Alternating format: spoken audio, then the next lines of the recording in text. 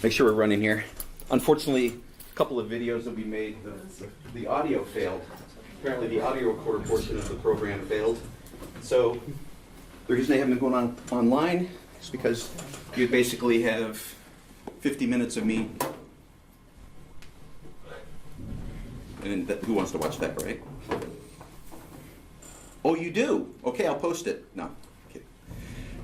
What I decided to do today, after reviewing the quizzes and the homework, once I stopped crying and said, okay, now where do we go from here? Now that where do we go from here? I don't want to move on into titrations. Somebody got the song reference, right? Where do we go from here? Now that all of the children are growing up? Molarity, Okay. Kansas. It's a group from like way back when the dinosaurs were on the earth. Anyway, where do we go from here? The plan was for us to move into titrations today, but you really can't apply and use titrations. You can't really even begin to understand the concept unless you can do the things that we've done in this module up to this point. And so for us to press into teaching titration, when I think there's some fundamental flaws in understanding how to even balance a acid-base reaction, would be mean, cruel, I'm not sure how you want to put it. Plus this morning I found out that there are going to actually be some academic periods during service week. So we may have classes, which means if we can, I would like to keep the exam next week. I'd like to maybe even potentially consider, it's hard because it's the last day of the grading period. So it would really be best for you to have another test in the system before that applies back till Monday. I don't think we can have it after Monday and still apply it to the third grading period. So I'd like to keep Monday on the books.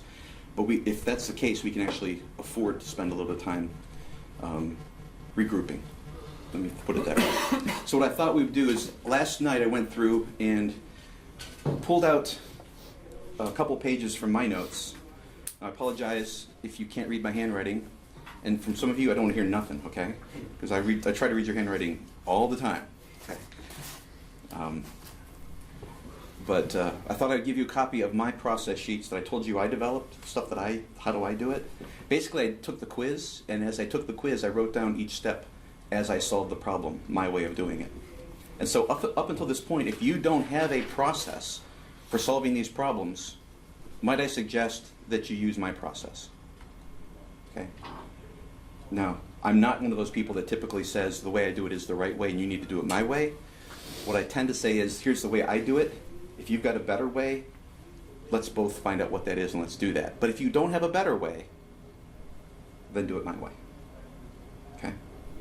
So, I'm offering you, on those pages, my process for solving acid-base reactions for both the ionic and covalent bases. And I thought maybe that today we would just walk through those process. Now, some of you didn't get this a couple days ago. Maybe, last Wednesday you didn't have this yet, and yet on the quiz you did fine. And you have shown that your recognition of these processes is coming into place. So I don't want to override anything that you have that works, and hopefully, since it's working for you, my process will complement your process. Maybe to help you understand a little bit better. For some of you, well, welcome to chemistry, okay? It's questionable whether or not you understand what a polyatomic ion is, whether you know how to whether the base is ionic or covalent. Some of those very basic questions that you need to answer to even know how to begin to solve it. Some people in here seem to indicate that virtually every reaction results in a water and a salt. And that's not the case. So until you can recognize which process to use. The first one you have is from EPP5. That is using an acid and a ionic base. The second one, EPP6, that is the same acid with a covalent base. Yes, you have the sheets in front of you, but I could argue that you have the textbook in front of you, and everything that's in there comes from the textbook too. It's just the way that I've distilled it. So what I'm going to do today is take a day just to review my process so that maybe you can take what you have written in front of you and distill it for your own memory too, and it'll make sense to you even more. So let's go ahead and jump into that. I should probably get a copy. Actually, I don't need a copy, but you can walk me through it. If I remember right, the first one, EPP5, was phosphoric acid, so H3PO4, and sodium hydroxide. Now, the first step in that problem, if I remember correctly, and if I get off my sheet, as a matter of fact, that'd probably be a good reason for me to get one, just so I can stick to the process that I've given you. So forgive me for just a moment here. The question as written is, what is the reaction between H3PO4 and sodium hydroxide? So the first thing that you need to be able to do in this problem is to write what was given to you and the reaction between my two reactants are going to be the acid that's given and sodium hydroxide. So the first thing you need to be able to do is figure out the formula for sodium hydroxide. To do that, you would need to know what?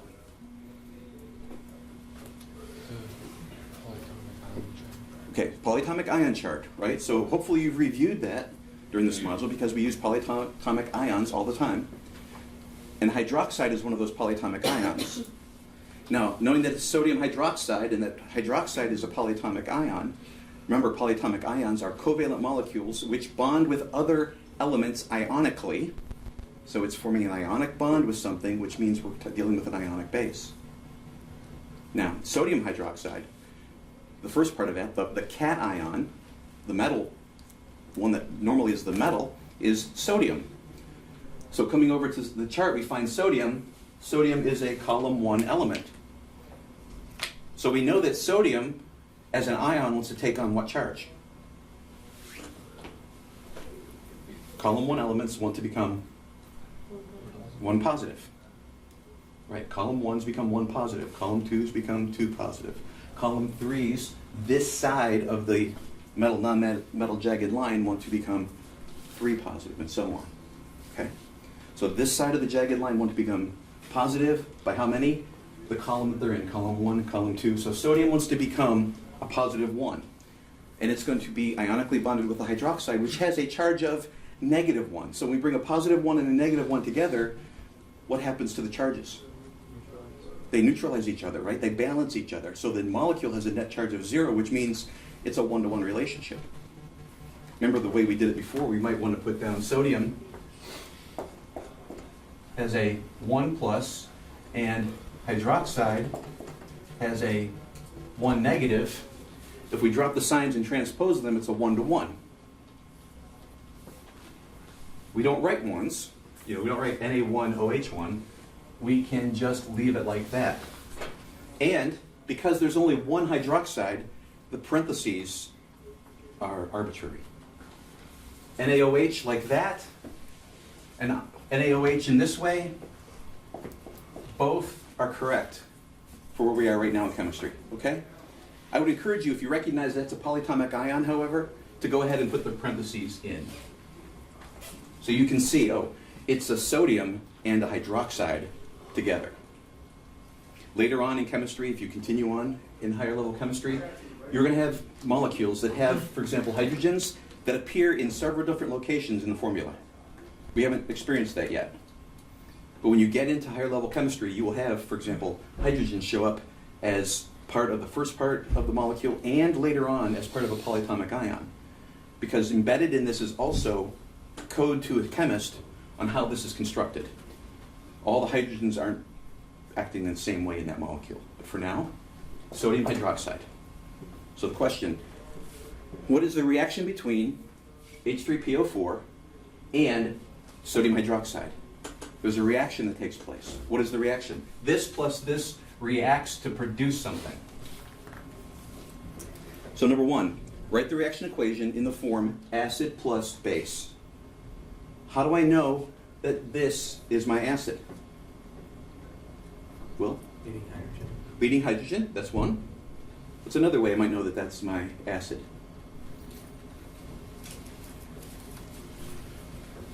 Well, I may remember the name, right, from the table. Is it on our table in this chapter, on page 324? It is. It's phosphoric acid. It has acid in the common name. So, is phosphoric acid an acid? Yes. Okay. This is an acid, and because we're in Module 9, we're going to say, well, most of these are going to be acid-base reactions. So if this is not an acid, but we look at sodium hydroxide, what do we know about sodium hydroxide? It's a base. In fact, hydroxides indicate our most common bases. As a matter of fact, when we form an acid and a salt, we're going to remember that once we look at this in our next step, number 2 says determine whether the base is covalent or ionic. We already knew it was ionic because from sodium hydroxide we had to form the molecule. We've already gone through that step actually. But if they just gave you H3PO4 and NaOH, you'd have to say, okay, is this ionic or covalent? Make that determination. And when we make the determination that this is ionic, what do we know about it? What do we know? What's going to be the product of reaction? Water and a salt, right? It's going to be water and a salt. And that the water is going to come from being formed from the hydrogens of the acid and the hydroxides of the base. So guess what? You're going to see these hydroxide bases all day long. Why? It's half of the water molecule is coming from the hydroxide.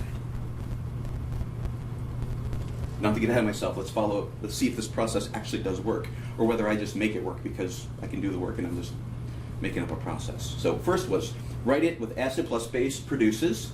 Second, determine whether the base is ionic or covalent. We've said this is ionic.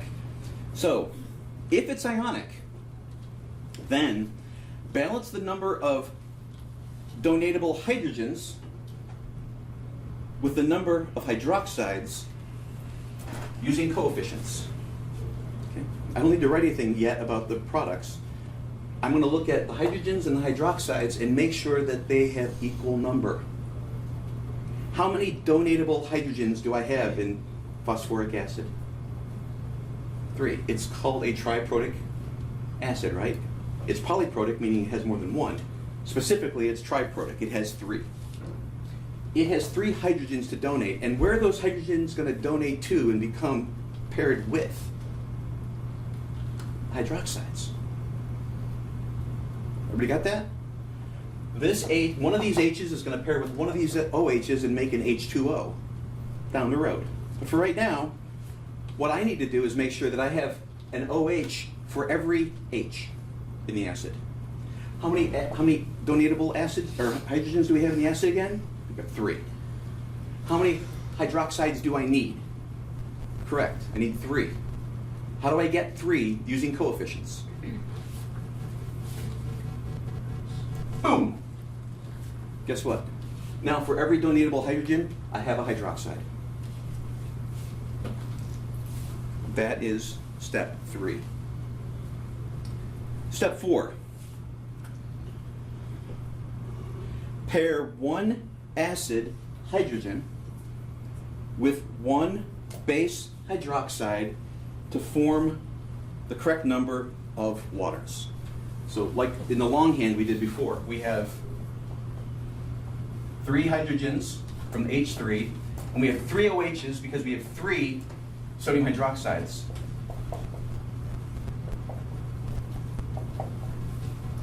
And those come together to form 3 H2O molecules. It's going to be the same number of hydrogens, 3, and the same number of hydroxides, 3, to form this many water molecules, 3. Do you see a pattern? 3 plus 3 makes 3. Why? Because 1 and 1 make 1. So the coefficient here, 3 in the H2O, is going to be equal to the number of hydroxides we have. It also has to be equal to the number of donatable hydrogens we have in the acid. Okay? Now, having done that, let's look at what's left over. Well, there are several of you in here that like to go into these formulas and start tweaking with the reactants. You actually change the reaction equation to produce what you want to produce, so you come over here and change the reactants. You've totally changed the question. Once you write down your reactants, other than the coefficients in front of them to balance it, don't mess with it. Okay? In the end, your final balanced reaction equation better have H3PO4 and some count of NaOH. If it doesn't, you have changed the problem and it can't be right. So write down this side, and other than the coefficients, don't mess with the molecules. We're only building over here. And technically, we're not creating these molecules, we're uncovering the order that God has already brought into those molecules. So, that was number 4 in the process. Number 5 says, construct the salt from the remaining components. Okay, construct the salt from the remaining components. You can see I wrote it one way and then I wrote a second way down below it. I took these molecules and I basically broke them all apart. Let me go down to, if we look at 3H2O, what have we already accounted for? We've already accounted for those 3 hydrogens because they've already matched with those 3 hydroxides to form 3 waters, right? What do I have left over that's floating around there waiting to become something? I have one PO4 molecule which has a charge to it, right? It's now an ion waiting to be matched with another ion to form a salt. What is the charge of this polyatomic ion? There's 2 ways that you could tell me. One of them would be from what? It's charged. You just have it memorized, right? Yeah. What's the charge of this? Is it 3 negative. Well, you know it's 3 negative because, first of all, we might have remembered from our polyatomic ion chart that it has a 3 negative charge. The second way, if you totally spaced off that chart, which means you totally dropped it, it's like, okay, I'm done with this module, I can now forget everything and start learning all over again, which is like a computer rebooting over and over again, which means you really never get anywhere, okay? So I don't encourage you to do that. Or it could be like, in your case, Kiefer, you weren't here for this. And you're going, man, I gotta memorize that chart and I've never used it before, but wait a minute, this polyatomic ion has to match whatever charge we lost from here. And we lost 3 positives. So it must balance out the 3 positives we lost. It does, it's got the 3 negative. Okay? And what's left over from our base molecule? 3 sodiums. Okay? I wanted to show this graphically. Rather than writing 3 Na, I might just put 3 NAs. Right? So in my reaction space, for every 1 phosphate I've got floating around, I have 3 sodiums floating around, left over because they didn't match up with anybody yet to form water. What is the charge of each one of these? Well, we've already done that when we formed the sodium hydroxide, but again, looking at the periodic table, it's a column 1 element. It's going to be a +1. We can know that by looking at the periodic table. Or, equally, we can look up here and say, remember? Hydroxide is a -1. Therefore, in each molecule, it must have 1 +1 because we know the molecule itself is neutral when it's all together. So now I need to form a salt.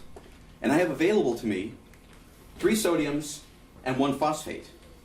And I note that, hey, 3 positives make a total of 3 positive, right? And 1 3 negative, wouldn't that kind of like balance each other out?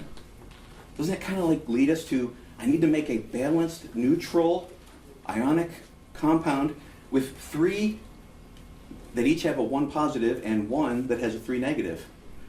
If I use all those up, what is my formula going to be?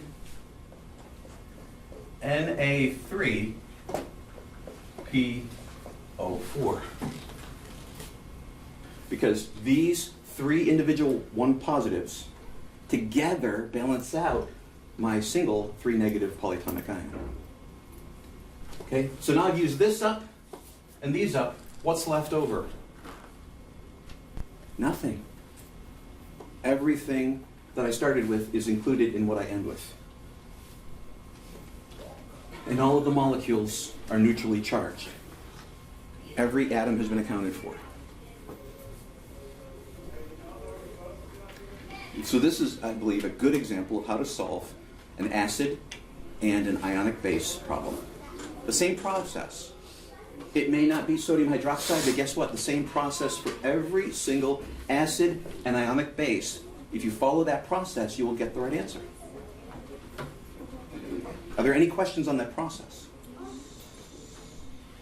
For those of you that thought you had it figured out beforehand, is this consistent with what you thought? Okay. For those of you that didn't really know what you were doing, I don't want to put those words in your head or in your mouth. Okay. Those of you that struggled significantly before this process, is that helpful? Okay. I appreciate some of you nodded yes, and I would have argued that you kind of knew it before. Okay, you did relatively well. So I appreciate the fact that it's reinforced that for you. For those of you that might say, okay, I admit it, I didn't have a clue before, does this give you a place to start from? To readdress some of these questions? Okay? Because frankly, I'm considering giving you the opportunity to redo the homework with this understanding. Because I don't want to put those grades in the book. But I also don't want to just give you grades. We're moving away from that general curve. Okay? I really do want you to know the information, so I'm giving you an opportunity to understand how to do it. So this is acid and ionic base. If there are no questions, we're just going to go ahead now to do the acid and covalent base and walk through that process as well. All right, so acid and ionic base produces water and a salt being an ionic compound, not NaCl, a salt being an ionic compound, which we have as Na3PO4, sodium phosphate. All right, clearing the board. We're going to use the same acid and a different base. Same acid, phosphoric acid, H3PO4. Let me get on the EPP6 with you. What is the reaction between H3PO4 and the covalent base? Is it a covalent base? Yes, you don't even need to write it down yet. Is it a covalent base? Yes, why? They said. And the covalent base, CH5N.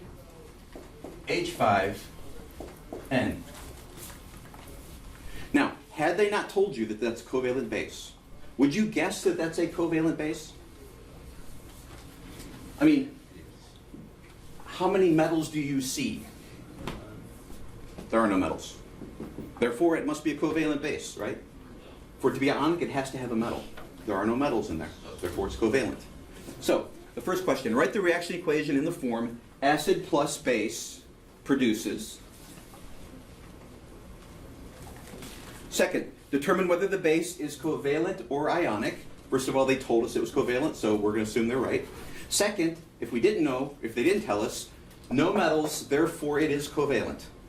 So we are looking at an acid and a covalent base. Number 3, match the number of base molecules with the number of donatable hydrogens in the acid. Again, we just said that this phosphoric acid is triprotic.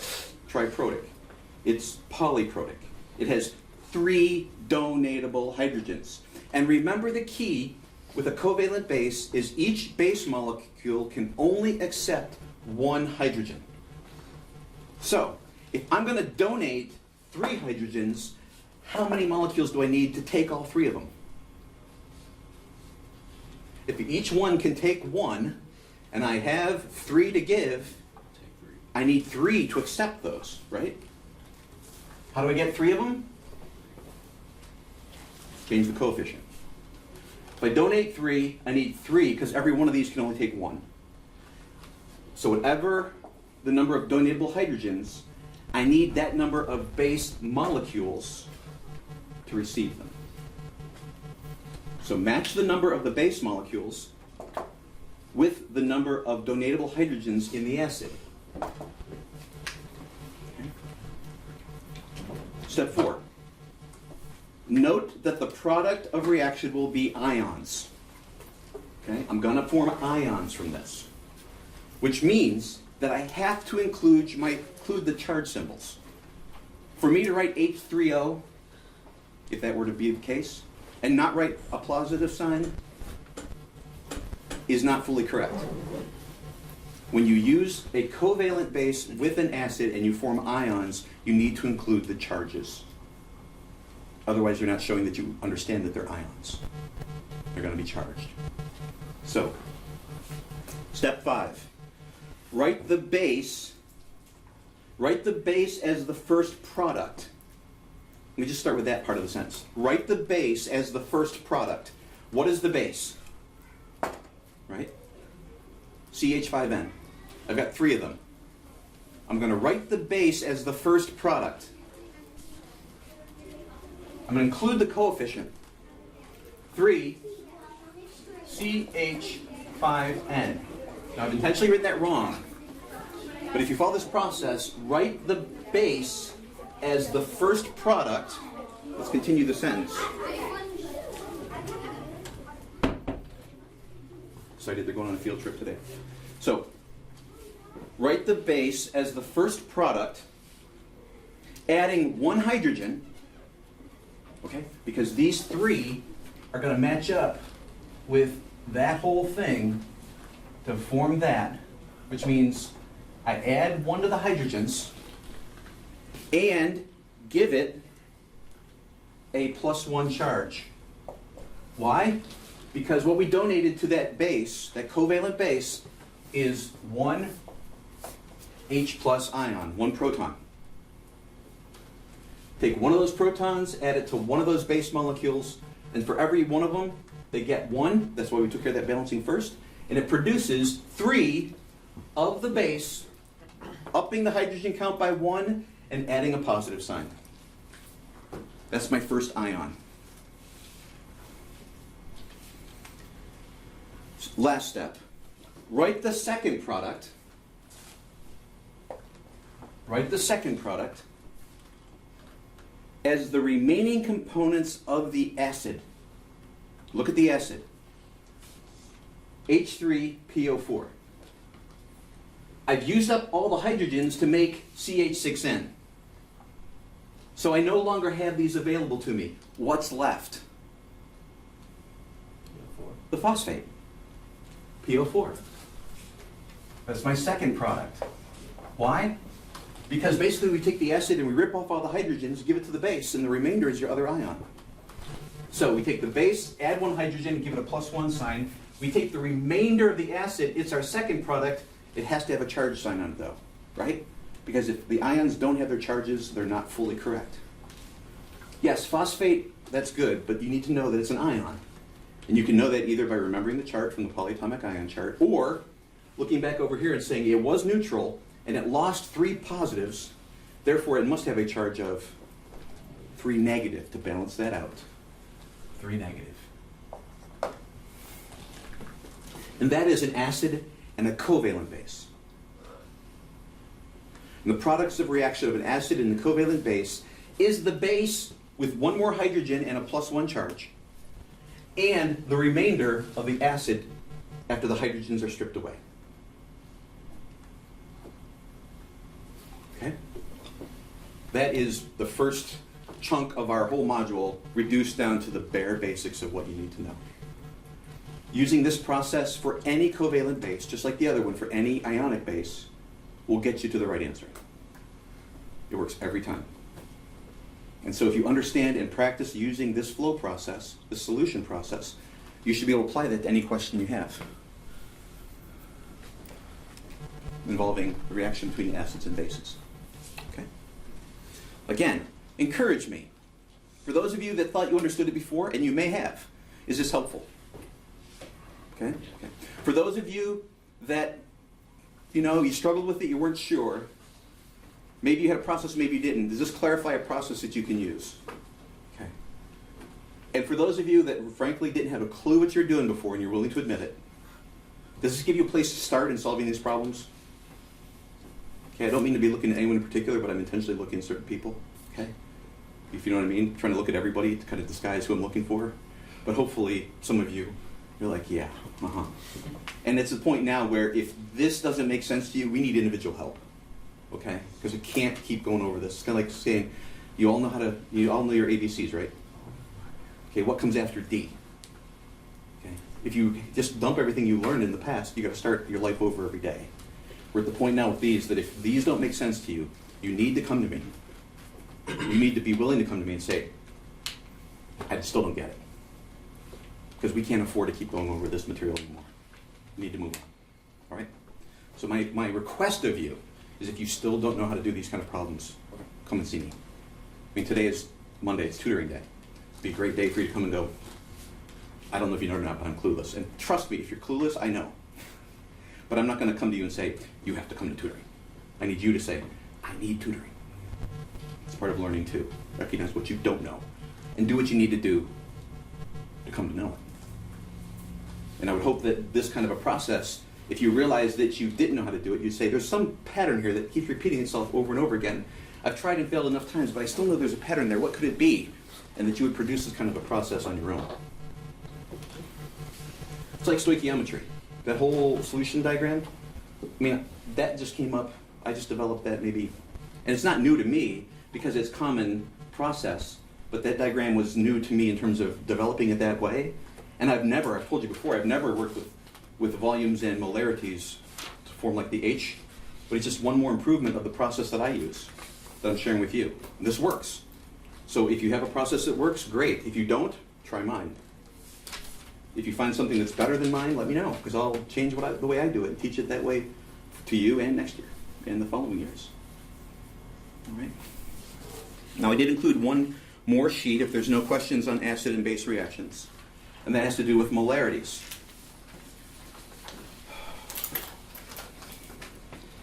And I just was writing as I was correcting the homework again on molarity. I did not have time to copy all of the homework and the tests or the quizzes, so I do intend to give those back, but I don't have them this morning. Teachers meeting and then a follow-on meeting, and I was in meetings until about 5 minutes before class started, so I apologize for that. I planned on having more free time.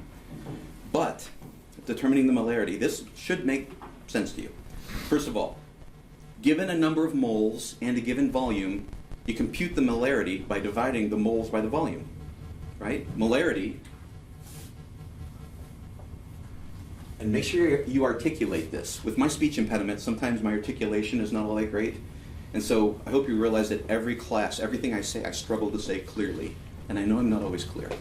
Okay? So I struggle with that. I battle with that all the time when I speak. But this is molarity.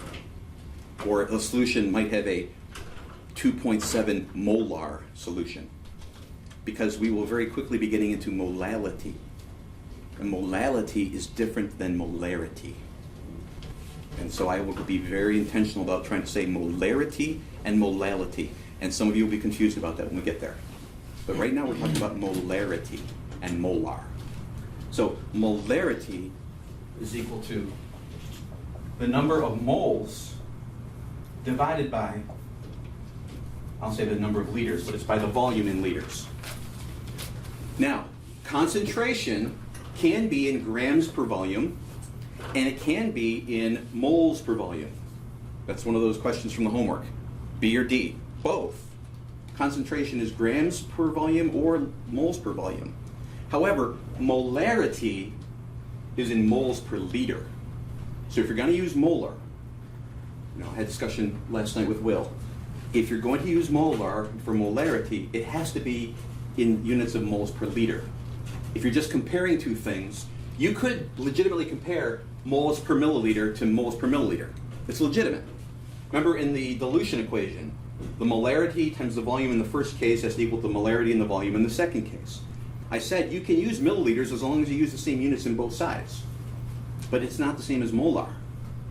For it to be molar or molarity, it has to be in moles per liter.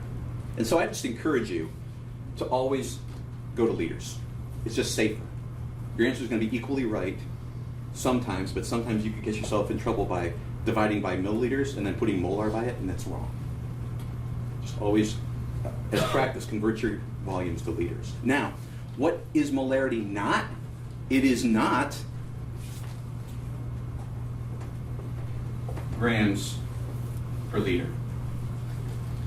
That is a concentration, but for many of you on the homework, when you were given a mass and a volume, did not convert the mass into moles. You just stuck the mass on there and divided by liters and came up with and did the math. That's not molarity. Okay? That's a concentration unit, but it's not molarity. And you can't use stoichiometry unless you're using the relationship of moles, not mass. You got to get to moles, right? So, for some people, let's say the problem gave you so many grams of sodium hydroxide is dissolved to form so many liters. What's the molarity? Well, you need to take the grams, take that mass, and divide it by the molar mass to get the number of moles. Take the number of moles and divide it by the volume to get molarity. Okay. For some of you, you were given a certain mass, and then what you did is you computed the molar mass of that element, and then you used the molar mass and divided it by the volume. Okay? But you weren't given 1 mole. You were given a certain mass. So you had to compute the number of moles. What you basically did was say, it doesn't matter how much of it I have, no matter whatever amount I have, it always mixes to be this molarity. And that's not true. I can always add more powder and increase the molarity, but the way you did it, you're judging it to be 1 mole because you took the molar mass of 1 mole of that powder, for example. Okay? So you need to take the mass, divide it by the molar mass to get moles, divide the moles by the volume to get the molarity. That's why the second one says given mass and volume. See, the first one, given moles and volume, you just do the division. The second one, giving mass and volume, you divide the mass by the molar mass to get moles, and then divide the moles by the volume to get molarity. It's a 2-step process. Okay? Now, unfortunately for some of you, I don't think you're going to recognize that you did it wrong until you get that back, and I can't give it back because I haven't had an opportunity to copy it yet. But I will give those back to you, and hopefully you'll look at it and go, yep, that's me. And certain clusters, I wrote down the kind of problems you made, or kind of errors you made, and who also made those common errors. So, either you're working closely together, or you all think exactly the same, so you can all need to be corrected in the same way. So, I'll let you know who thinks like you do. It may not be a surprise, because maybe they don't actually think, they just take your thinking. But in either case, it's wrong, and you need to know that you don't understand it. All right? We have about 10 minutes. Let's see.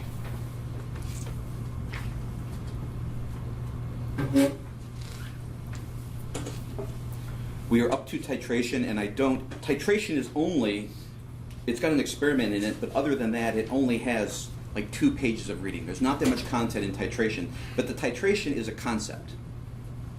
And without this background, the concept doesn't have real teeth to it. It doesn't have real meaning.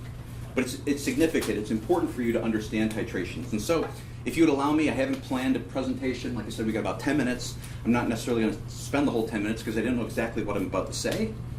But I would like to spend a little bit of time now just talking about what titration is. Tomorrow in class, we're probably going to get into the details of what it is and how we do it and what it really looks like. But right now, I just want to talk generally, very loosely about titration and what it is. So what is a titration? You see on page 336 and following to the end of the chapter, it's about acid-base titrations. We could, without knowing what a titration is, let me offer to you that we could titrate phosphoric acid and this covalent base.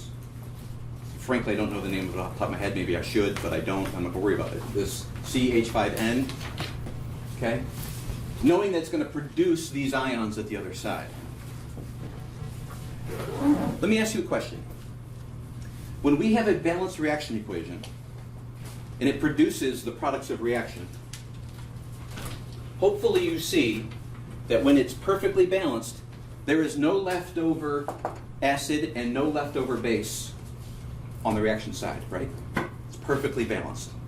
So let's say for every 1 mole, more specific, for every 1 molecule of acid, if I have 3 molecules of base, I perfectly create this ion and this ion, right? Do you agree with me? Okay. There's no, if I were to take this perfect balance and I were to add one more base molecule, right? So rather than it being a 3, it's a 4. What would I have in the container after the reaction?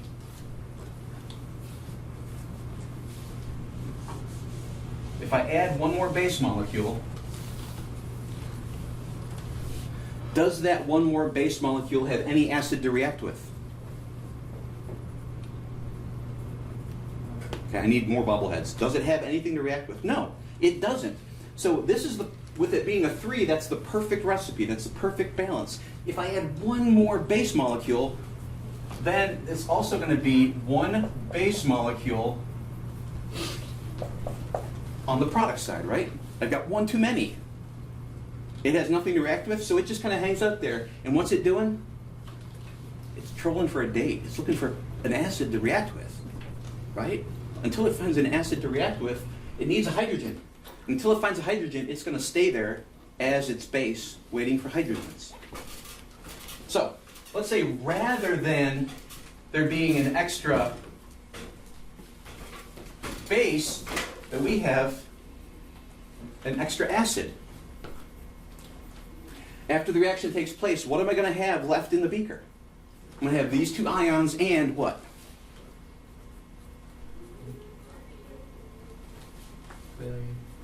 If I add one more acid molecule, and I react these molecules together, it's still going to produce this product, but I'm going to have something additional.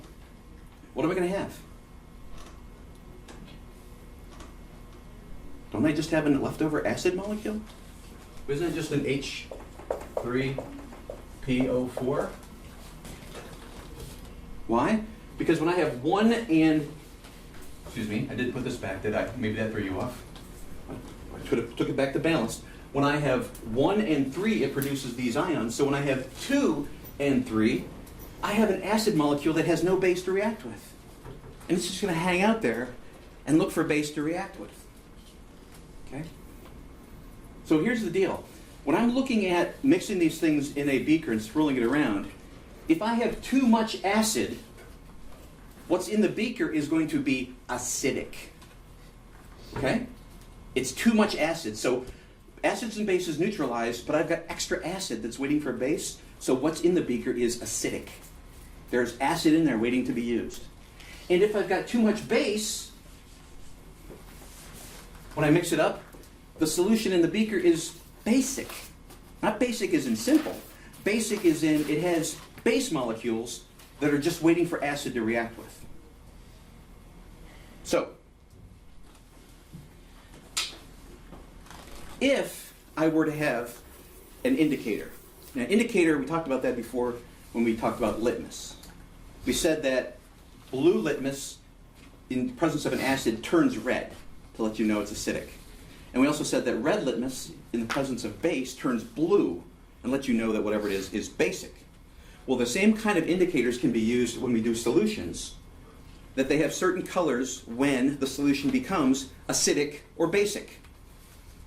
And so what ends up happening is when we mix things together, we can put an indicator in there, and if the net result of the reaction is acidic, meaning there's too much acid, it turns one color, or maybe it goes from clear to a color. And another indicator that says if we mix it up and there's too much base, it goes from clear to a color to indicate base. But if we have the perfect match, if every molecule of acid has the appropriate number of molecules of base to react with, it's neutral. There is no acid or base left over, right? This gets into pH and things like that. You know, you're washing your hair, you need to make sure your pH balanced. What does that mean? Okay, it's all about acidics and basics, back and forth. So, think about it conceptually. When we're mixing these two things together and we stir it and we indicate that we've got too much acid or too much base, we can tweak it by adding more acid or base until we get to the perfect point where the molecules of acid and the molecules of base are perfectly matched according to the reaction equation for the solution to be neutral. And we're actually going to learn a process where we can take something that's acidic and take a base and drip into it. And so that I can give you, let's say we've got a beaker that has hydrochloric acid in it, a certain volume at a certain molarity. Well, you know enough to compute how many moles of acid are actually in that beaker now, right? Because you can take its molarity and its volume and multiply them together to get how many moles you have. And then you know a reaction equation, so you know how many moles of base you would need to neutralize that perfectly.